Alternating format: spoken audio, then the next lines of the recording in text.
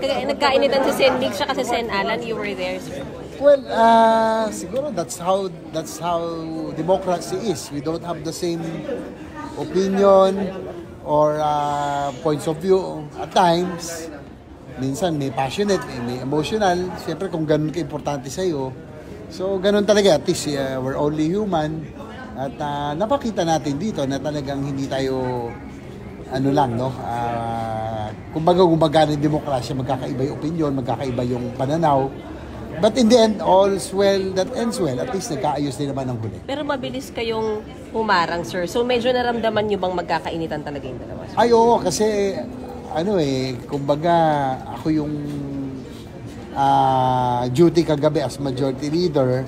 Siyempre, iba yung nasa floor ka pag mangyayari, parang referee, mararamdaman mo kung totoo o hindi na. Medyo mainit na talaga. Kaya, kaya nakahanda na rin ako kung talagang mag-aabutan sila. Andun naman kami sa gitna na, kaya pumasok na rin yung iba, tumulong na rin. Pero so you would describe that situation na muntik talaga sila magsakitan?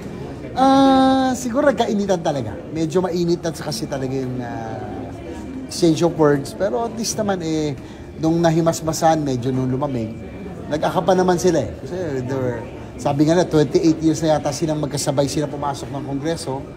So, ganun talaga. It happens.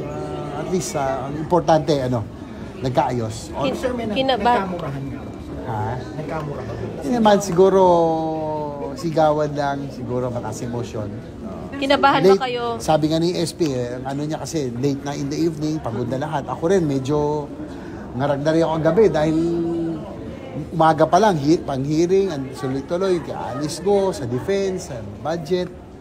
So, pagod na rin siguro lahat. Kaya siguro, nagkaroon na epekto yun. Kinabahan ba kayo na baka magkasuntukan? Kasi face-to-face, nagharap talaga silang dalawa. Oo, kaya nga talaga, buti na lang, nandun ako sa gitna na magitan sa kanila. Andun din si Pia para, at si John Angkan, at least, napaghiwalay, and at least yung, cooler heads prevailed, no? At after mahimasmasa naman, nag-uusap naman, nagkakapan pa nga. So kinabahan kayo na baka magka-pisikalan? Kagabi talaga siya? Medyo, kasi medyo mainit na medyo mainit na. At least, maganda lang na, na awat natin. Bilang honorable lawmakers, dapat ba iwasan yung pag-init ng ulo kahit na nagtatalo sa isang issue?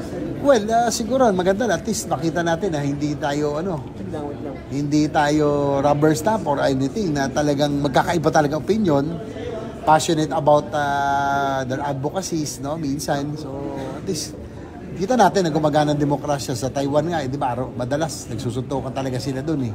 At least dito naman, bihira naman yun. At lang yun, isolated case. Pero naiiwasan sana yung ganyan, sir, pag-usapan ng mas maayos.